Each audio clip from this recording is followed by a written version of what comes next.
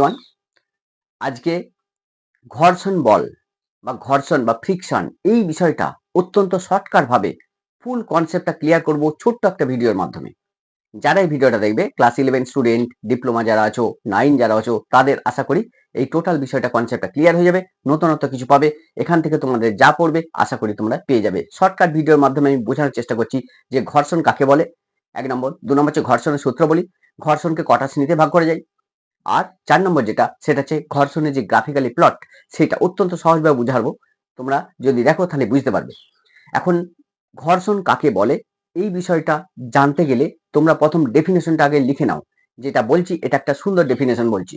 ঘর্ষণ বা ফ্রিকশন কাকে বলে, অ্যান্সারটা লিখো যে দুটো স্পর্শ তলের আপেক্ষিক গতির বিরুদ্ধে স্পর্শক বরাবর ক্রিয়াশীল বলকে বলা হচ্ছে ঘর্ষণ বল।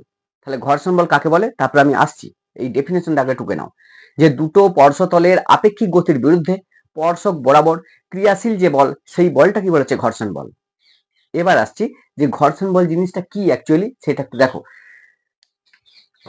আমরা দেখেছি যে এটা মনে করো লোহার পরমাণু, আর এটা মনে করো তামার পরমাণু, মানে এটা একটা কোপার বা তামা। এখন এই লোহার পরমাণু আর তামার পরমাণু যদি খুব কম ডিস্টেন্সে, মানে রেঞ্জটা খুব কম হয়ে যায়, মানে খুব কাছাকাছি চলে আসে, খুব কাছাকাছি, কত না 10⁻⁹ এত মিটার, মানে ন্যানোমিটার থেকেও কম। আমরা জানি 1 ন্যানোমিটার সমান কত, 10⁻⁹ মিটার। বলছি এই রেঞ্জের মধ্যে যদি দুটো ভিন্ন মৌলিক পদার্থের পরমাণু চলে আসে, তখন এই পরমাণুগুলোর মধ্যে একটা বল কাজ করে, মানে তীব্র একটা অ্যাট্রাকটিভ ফোর্স কাজ করে, যেই বলটাকে বলছে আসঞ্জন বল। ঘর্ষণ বল জানতে গেলে আসঞ্জন বল জানতে হবে, কারণ ঘর্ষণ বলকে সৃষ্টি করে আসঞ্জন বল। অ্যাকচুয়ালি ঘর্ষণ বলটাই হচ্ছে আসঞ্জন বল। আসঞ্জন বল কাকে বলে বা অ্যাডিসিভ ফোর্স কাকে বলে, বলছে একাধিক ভিন্ন মৌলিক পদার্থের পরমাণু যদি খুব কম ডিস্টেন্সের মধ্যে চলে আসে, কত এই ন্যানোমিটারের কাছাকাছি এই ডিস্টেন্সের মধ্যে আসে, তাহলে ওই পরমাণুগুলো পরস্পরকে কি করে, আকর্ষণ করে।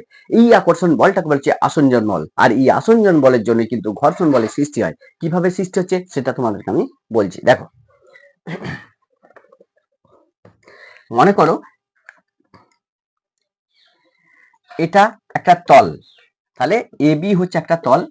এই তলের উপর একটা বডি বা বস্তুকে রাখা আছে। এই বস্তুটা এই তলের উপর রাখা আছে। এই বস্তুটাকে না, বস্তুটা মনে করে এ, বস্তুটা হচ্ছে এ, আর এই বস্তুটাকে রাখা হয়েছে বি তলে। ভালো করে বুঝো। তাহলে বি হচ্ছে একটা তল, এই তলের মধ্যে একটা বস্তুকে রাখা হয়েছে বি তলে, ঠিক আছে। তাহলে এই তলের মধ্যে বস্তুটা যদি থাকে, তাহলে আমরা যদি একটা জিনিস দেখো, হচ্ছে এই যে কলমটা দেখতে পাচ্ছ না, এই কলমটা কেমন দেখছো, মসৃণ দেখছো, তাই তো। একে যদি মাইক্রোস্কোপিক লেভেলে দেখা যায়, মানে মাইক্রোস্কোপের নিচে নিয়ে যাওয়া যায়, তাহলে দেখা যাবে যে এই যে গাটা এত মসৃণ দেখাচ্ছে, এটা কিন্তু অসংখ্য উঁচু নিচু আছে, ঢেউ খেলানো উঁচু নিচু আছে। তাহলে যে তলগুলো আমরা বাহ্যিকভাবে দেখি, এই তলগুলো অ্যাকচুয়ালি মসৃণ নয়। এই তলটাকে যদি মাইক্রোস্কোপিক লেভেলে দেখা যায়, তাহলে এই যে নিচের তলটা বি তলটাকে কেমন দেখাবে না, বি তলটাকে দেখাবে এরকম। তার উপর কি আছে, এ তলটা রাখা আছে। তাহলে এ তলটা কার উপর আছে, বি তলের উপর। তাহলে বি তলের উপর এ তলটা মনে করো আছে।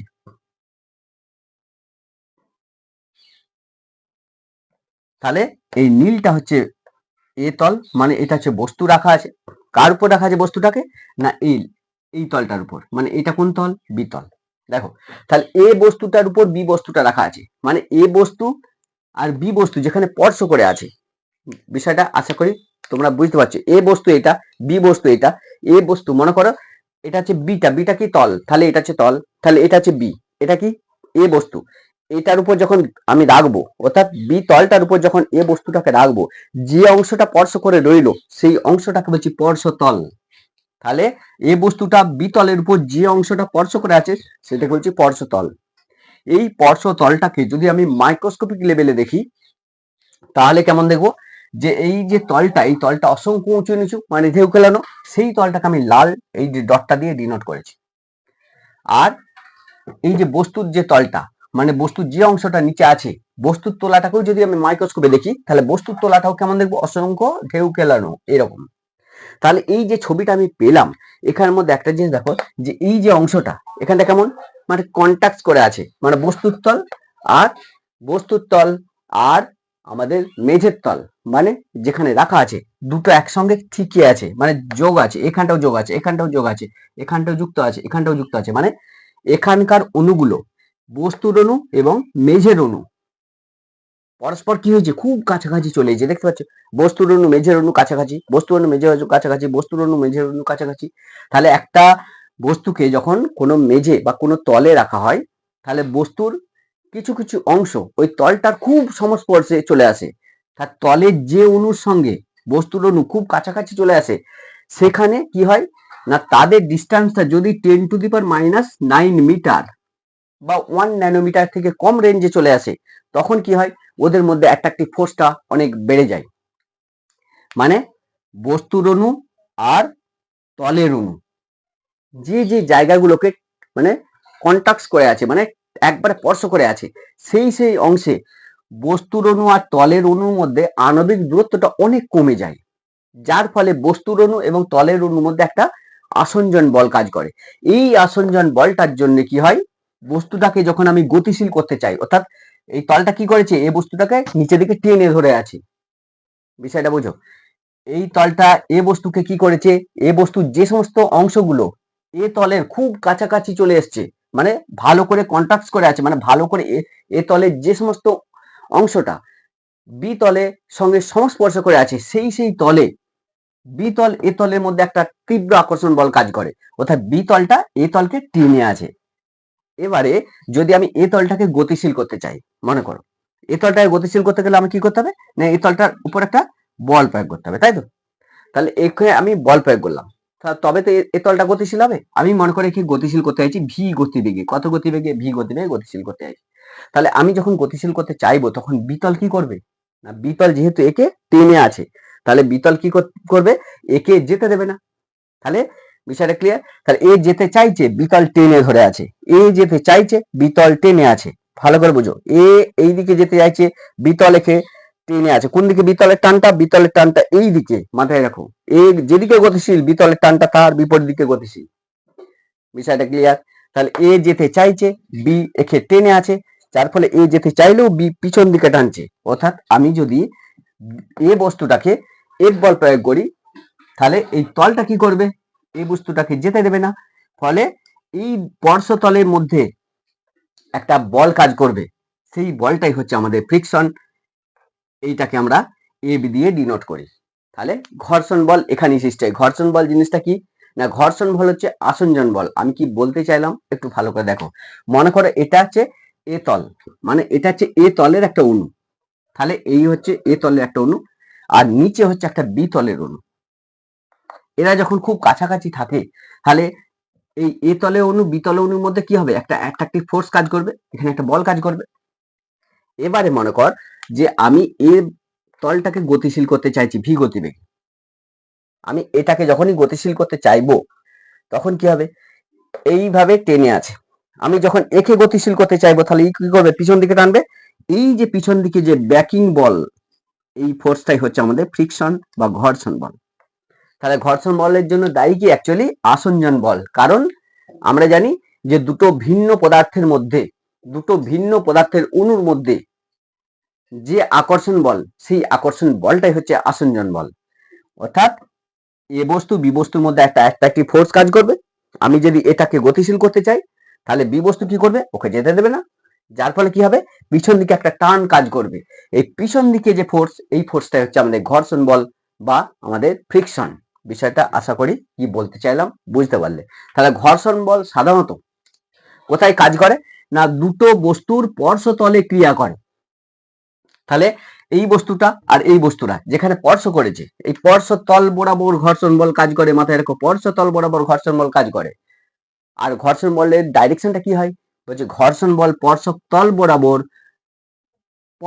বরাবর, মানে স্পর্শতলে স্পর্শক বরাবর, স্পর্শক মানে এই যে এইটা অর্থাৎ এই বরাবর, স্পর্শতলের স্পর্শক বরাবর মানে এই বরাবর কাজ করে।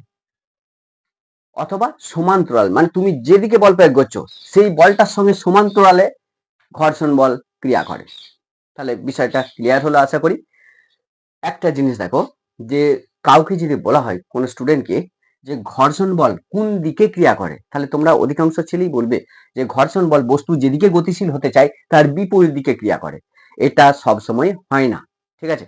তাহলে ঘর্ষণ বল বস্তু যেদিকে গতিশীল থাকে তার বিপরীত দিকে ক্রিয়া করে, এটা সব সময় হয় না। কিছু কিছু ক্ষেত্রে দেখা গেছে যে ঘর্ষণ বল বস্তুর গতির বিরুদ্ধে কাজ করে, মানে বস্তু যেদিকে গতিশীল হয় ঘর্ষণ বল তার বিপরীতে কাজ করে।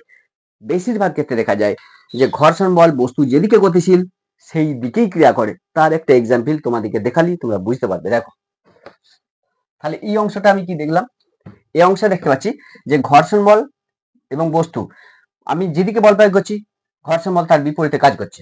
বিষয়টা ক্লিয়ার? এখন মনে করো এটা একটা তল, এই তলের মধ্যে একটা বস্তুকে রাখা আছে, এটা একটা বস্তু রাখা আছে, এই বস্তুটার উপরে আমি আবার একটা বস্তু রেখে দিয়েছি,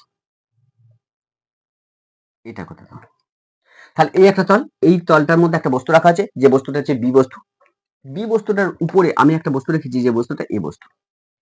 এখন আমি যদি বি বস্তুটাকে গতিশীল করতে চাই, ভি গতিবেগে গতিশীল করতে চাই, তাহলে আমাকে কি করতে হবে না, বি বস্তুর উপর একটা কি করতে হবে, বল প্রয়োগ করতে হবে, ফোর্স প্রয়োগ করতে হবে। তাহলে বি বস্তুটাকে আমি গতিশীল করতে চাইলে তাহলে বি বস্তুটার উপর কি করব, আমি একটা বল প্রয়োগ করব। তাহলে বি বস্তুটার উপর আমি একটা বল প্রয়োগ করছি, বি বস্তুর উপরে কি আছে, এ বস্তু আছে।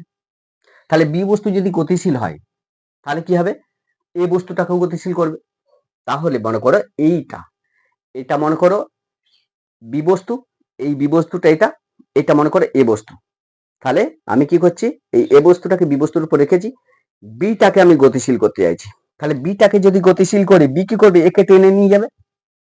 ভালো করে বুঝো, আশা করি এই অংশটা দেখলে তুমি বুঝতে পারবে। মনে করো যে এটা হচ্ছে বি বস্তু, এটা এটা হচ্ছে এ বস্তু, এর উপরে রাখা আছে। আমি যদি এই বি বস্তুটাকে গতিশীল করতে চাই তাহলে বি বস্তু কি করবে না, বি বস্তু যদি গতিশীল হয় এ বস্তুটাকে বি বস্তু কি করবে, টেনে নিয়ে যাবে কোন দিকে, এইদিকে। এই টানটাই হচ্ছে ফ্রিকশন বা বল, এফ দিয়ে ডিনোট করছি। তাহলে এক্ষেত্রে কি হয়েছে না, বস্তু যেদিকে গতিশীল ফ্রিকশন বা ঘর্ষণ বল সেই দিকেই ক্রিয়া করে। তাহলে আশা করি কি বললাম তোমরা বুঝতে পারলে। তাহলে ঘর্ষণ বল এক্ষেত্রে কি হচ্ছে না, বস্তুর গতির অভিমুখে ক্রিয়া করছে।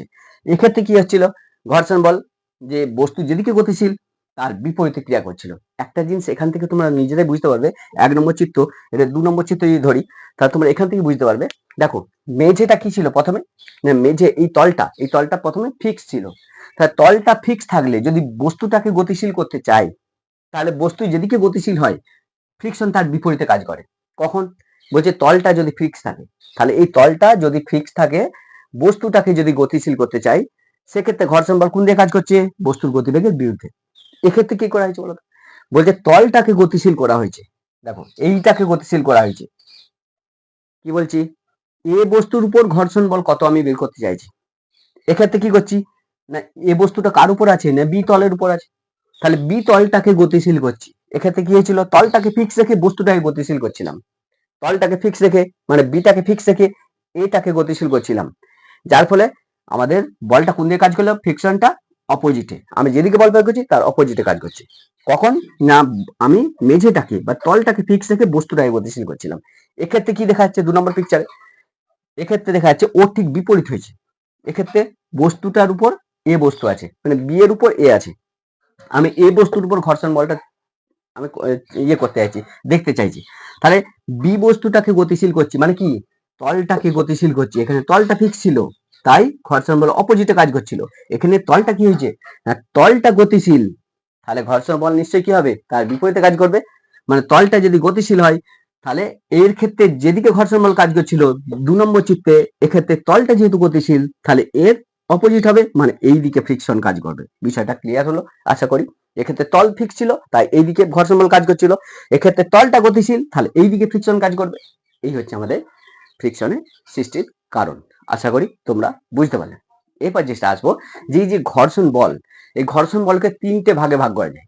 একটা হচ্ছে স্থিত ঘর্ষণ, যেটা হচ্ছে স্ট্যাটিক ফ্রিকশন, আর একটা হচ্ছে সীমাস্থ ঘর্ষণ, যেটা হচ্ছে লিমিটিং ফ্রিকশন, আর একটা হচ্ছে আমাদের চল ঘর্ষণ, যেটা হচ্ছে কাইনেটিক ফ্রিকশন। এই 3টে ফ্রিকশন জিনিসটা কি এক কথায় বুঝে নাও।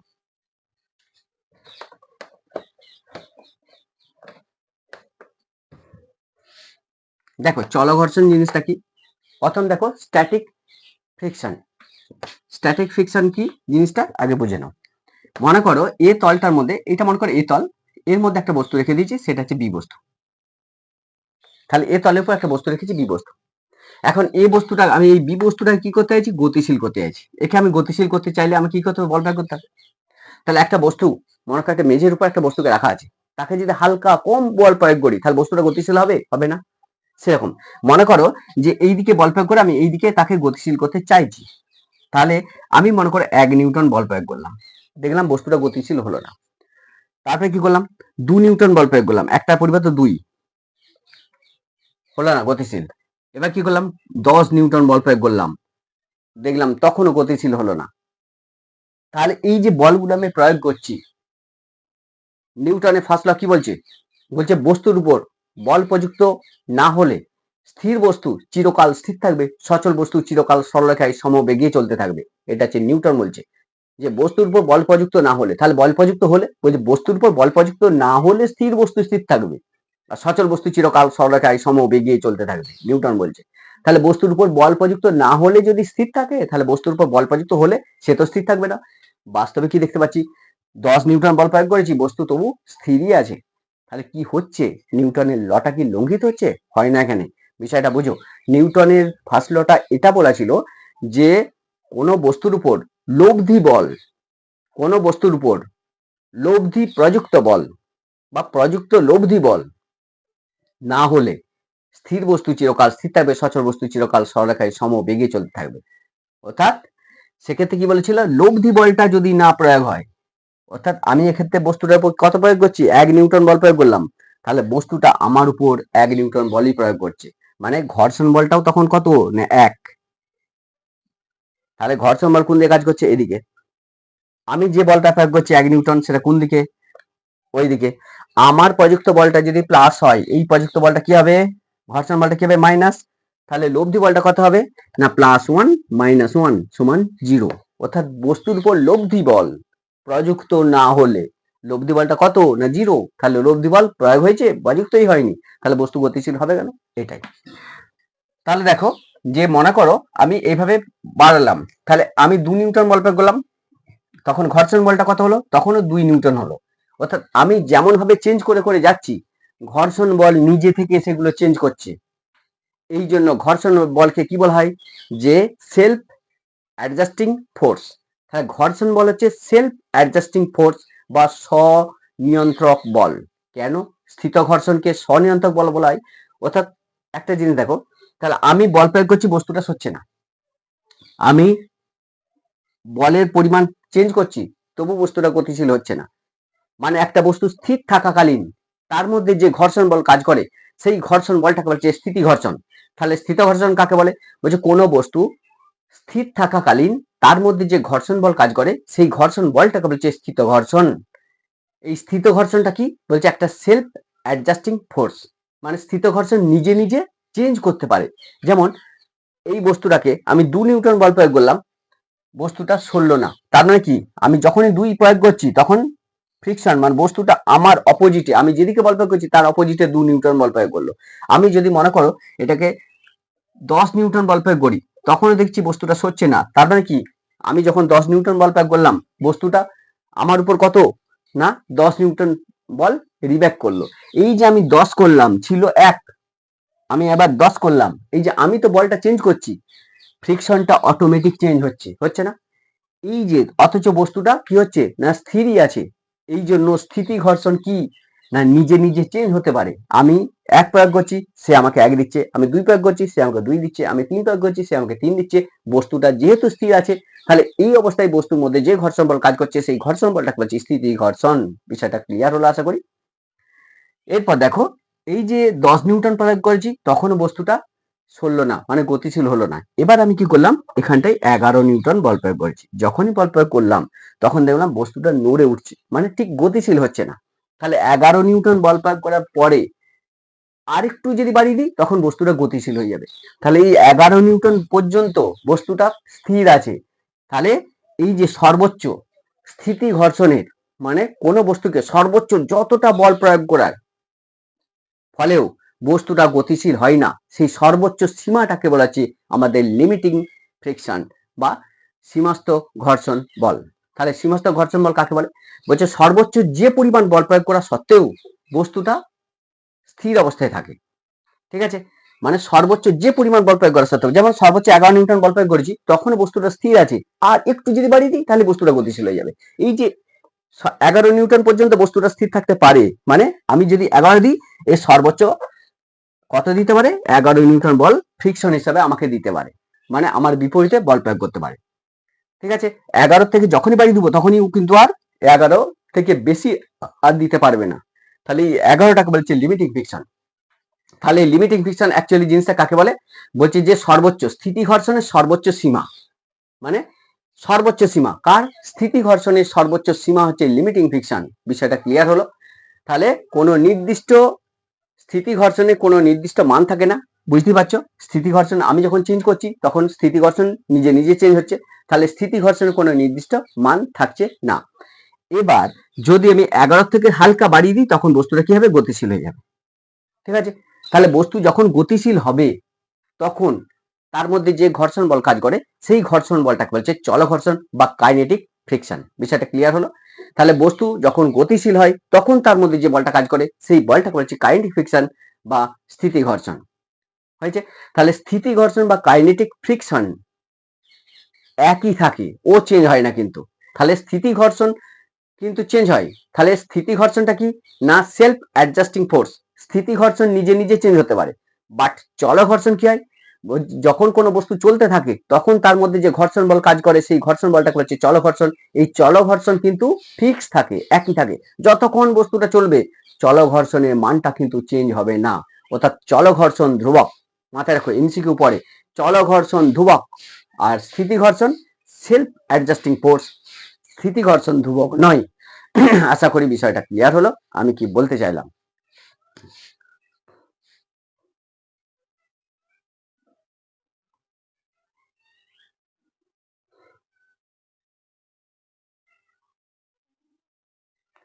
সীমাস্থ ঘর্ষণ যদি বলে কাকে বলে, তাহলে সীমাস্থ ঘর্ষণ কি না? সীমাস্থ ঘর্ষণ হলো স্থির ঘর্ষণের বা স্থিত ঘর্ষণের সর্বোচ্চ মান, এটা হচ্ছে সীমাস্থ ঘর্ষণ। আশা করি আমি কি বললাম তোমরা বুঝতে পারলে। তাহলে কোনো বস্তুকে স্থির রাখার জন্য, ঠিক আছে, মানে স্থির থাকে, বস্তুকে বল প্রয়োগ করা সত্ত্বেও, কোনো বস্তুকে বল প্রয়োগ করা সত্ত্বেও বস্তুটা যদি গতিশীল না হয় তাহলে বস্তুটার ওই ঘর্ষণ বলটাকে বলছে আমাদের স্থিত ঘর্ষণ। সর্বোচ্চ যতটা বল প্রয়োগ করা সত্ত্বেও বস্তুটা গতিশীল হলো না, সর্বোচ্চ স্থিত ঘর্ষণের সর্বোচ্চ সীমা, মানে সর্বোচ্চ যতটা বল প্রয়োগ করা সত্ত্বেও বস্তু গতিশীল করা যাবে না, তার একটু বেশি প্রয়োগ করলেই বস্তুটা গতিশীল হয়ে যাবে। ওই সর্বোচ্চ স্থিত ঘর্ষণের সর্বোচ্চ সীমাটাকে বলছে লিমিটিং ফ্রিকশন বা সীমাস্থ ঘর্ষণ। আর কোনো বস্তু যখন গতিশীল থাকে তখন তার মধ্যে যে ফ্রিকশন কাজ করে বা যে ঘর্ষণ কাজ করে সেই ঘর্ষণটাকে বলছে আমাদের কাইনেটিক ফ্রিকশন বা চল ঘর্ষণ। চল ঘর্ষণ কি হয়? ফিক্স থাকে, অর্থাৎ একটা বস্তু যদি আমাদের গতিশীল হয়ে যায় তাহলে বস্তুটা যখন চলতে থাকে তখন তার মধ্যে যে বলটা কাজ করে সেই বলটা, সেই ফ্রিকশন বলটা, ঘর্ষণ বলটা, সেটা হচ্ছে চল ঘর্ষণ। এই চল ঘর্ষণ কিন্তু চেঞ্জ হবে না, একই থাকবে। তাহলে কোন বল চেঞ্জ হতে পারে? না স্থিত ঘর্ষণ চেঞ্জ হতে পারে, কারণ সেই স্থিত ঘর্ষণ চেঞ্জ হতে পারে বলি স্থিত ঘর্ষণকে কি বলা হচ্ছে? সেলফ অ্যাডজাস্টিং ফোর্স, এই হচ্ছে বিষয়। এবার দেখো যে ঘর্ষণের একটু গ্রাফটা দেখে নাও। দেখো ঘর্ষণের গ্রাফটা যদি করি তাহলে এটা পাবো আমি, এখান থেকে যে বলটা প্রয়োগ করছি সেটা হচ্ছে প্রযুক্ত বল, প্রযুক্ত বল, এটা হচ্ছে প্রযুক্ত বল, এটা হচ্ছে ফ্রিকশন, ঘর্ষণ বল, ঘর্ষণ বল, এটাকে ফ্রিকশন দেওয়া হয়। তাহলে উপর দিকে যে বলটা কাজ করছে ফ্রিকশন, আর এইদিকে যে বলটা কাজ করছে সেটা হচ্ছে আমাদের প্রযুক্ত বল, আমি বল প্রয়োগ করছি। এখন দেখো একটা জিনিস, এই যে ছবিটার দিকে যদি তাকাই তাহলে একটা জিনিস দেখতে পাচ্ছি যে বস্তুটা, এটা মনে করি এ বস্তু, এটা বি বস্তুর উপর রাখা আছে, তাহলে এই বস্তুটা রাখা আছে বি বস্তুর উপর। তাহলে এই বস্তুটাকে প্রথম বল প্রয়োগ করলাম, 1 নিউটন বল প্রয়োগ করলাম, বস্তুটা গতিশীল হলো না। 2 প্রয়োগ করছি, গতিশীল হলো না। 3 প্রয়োগ করছি, গতিশীল হলো না। 4 প্রয়োগ করছি, গতিশীল হলো না। এইভাবে যেতে যেতে কত হচ্ছে, মানে আমি 1 প্রয়োগ করছি মানে ফ্রিকশন আমার বিপরীতে একই প্রয়োগ করছি, ঠিক আছে। তাহলে এইভাবে প্রয়োগ করতে করতে দেখা যাচ্ছে যে 10 নিউটন, 10 নিউটন পর্যন্ত বল প্রয়োগ করলাম, তখন পর্যন্ত এই গতিশীল হলো না। তারপরে যখন একটু বাড়িয়ে দিব তখন সঙ্গে সঙ্গে এই গতিশীল হয়ে গেল। তার মানে কি 10 নিউটন পর্যন্ত এ কি করছে? সহ্য করছে। অর্থাৎ স্থির অবস্থায় থাকার জন্য যে ঘর্ষণ বলটা কাজ করছে সেই বলটার ম্যাক্সিমামটা কত না 10 নিউটন। তাহলে এইটাকে আমি গ্রাফিক্যালি প্লট করছি। দেখো প্রথমে বল প্রয়োগ করছি, বস্তু গতিশীল হয়নি, মানে স্থির অবস্থায় আছে, প্রথমে স্থির অবস্থায় আছে, এত দূর পর্যন্ত স্থির অবস্থায় আছে। তাহলে বল প্রয়োগ করছি, বস্তু স্থির আছে, বল প্রয়োগ করছি, বস্তু স্থির আছে, বল প্রয়োগ করছি, বস্তু স্থির আছে। এখান পর্যন্ত বস্তুটা স্থির আছে, তার মানে কি এটা হচ্ছে 10 নিউটন আমি বলতে চাইছি। এরপর যখন একটু বলটা বাড়িয়ে দিলাম তখন কি হলো, না বস্তুটা গতিশীল হলো। দেখো তার মানে কি কাইনেটিক ফ্রিকশন, চল ঘর্ষণ সৃষ্টি হলো। চল ঘর্ষণ কি হয়, এইটা হচ্ছে এই 10 নিউটনটা কি, না এটা হচ্ছে লিমিটিং ফ্রিকশন। এই পর্যন্ত বস্তু গতিশীল হয় না। তাহলে এখানটা বস্তু গতিশীল হলো না, এটা বস্তু গতিশীল হলো না, এটা হলো না, এটা হলো না, এটা হলো না, সর্বোচ্চ কত 10 পর্যন্ত গতিশীল হয় না। তাহলে এটা কি 10টা কি, না স্থিত ঘর্ষণের সর্বোচ্চ মান, এই পর্যন্ত গতিশীল হলো না। তারপরে যখন আমি 10-এর থেকে সামান্য বাড়িয়ে দিলাম তখনই বস্তু গতিশীল হয়ে গেল। যখন বস্তু গতিশীল হয় তখন তার মধ্যে যে ঘর্ষণ সৃষ্টি হয় সেই ঘর্ষণ হচ্ছে চল ঘর্ষণ। চল ঘর্ষণ অবশ্যই স্থিত ঘর্ষণের থেকে, মানে লিমিটিং ফ্রিকশন থেকে বেশি। সীমাস্থ ঘর্ষণের বলের থেকে চল ঘর্ষণের মানটা অনেক কম। মাথায় রাখো, এটা একটা শর্ট কোশ্চেন পড়ে যে চল ঘর্ষণ ড্যাশ ঘর্ষণ অপেক্ষা কম। চল ঘর্ষণ কার থেকে কম, না সীমাস্থ ঘর্ষণ বল অপেক্ষা চল ঘর্ষণের মানটা কম। তাহলে সীমাস্থ ঘর্ষণ বল যদি এটা হয় তাহলে চল ঘর্ষণ যেহেতু তার থেকে কম, তাহলে এটা হচ্ছে চল ঘর্ষণ। আর চল ঘর্ষণের মান কি ফিক্স, ওই জন্য এখান থেকে ফিক্স হয়ে গেল। তাহলে এটা হচ্ছে চল ঘর্ষণ। তাহলে এটাকে আমি যদি ডিনোট করি, এটা ও, এটা এ, মনে করো এটা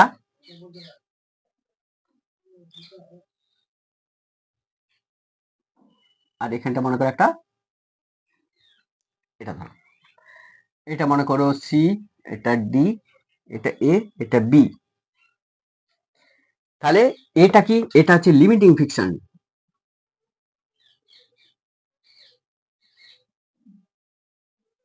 এটা হচ্ছে লিমিটিং ফ্রিকশন।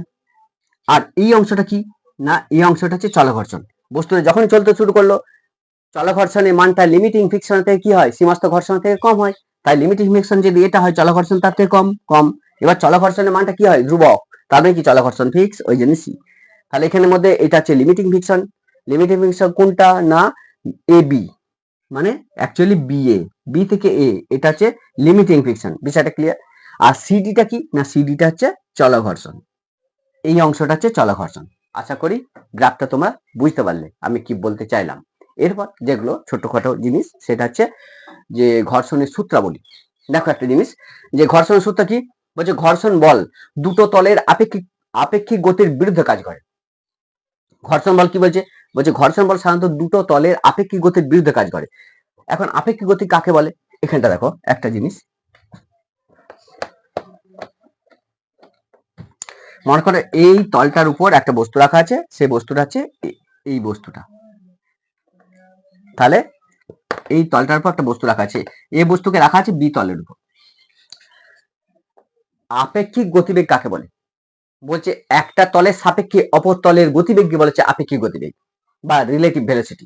আপেক্ষিক গতিবেগ কি জিনিসটা, বলছে একটা তলের সাপেক্ষে অন্য তলের গতিবেগকে। তাহলে বি তলের সাপেক্ষে এ তলের গতিবেগ, ঠিক আছে, একটা তলের সাপেক্ষে অপর তলের গতিবেগটাকে বলছি আপেক্ষিক গতিবেগ বা রিলেটিভ ভেলোসিটি। তাহলে আমি দেখবো যে এই বি তলটাকে ফিক্স যখন রাখছি, মানে এটা সাপেক্ষে বলছি, যার সাপেক্ষে সেটা ফিক্স, মাথায় রাখো।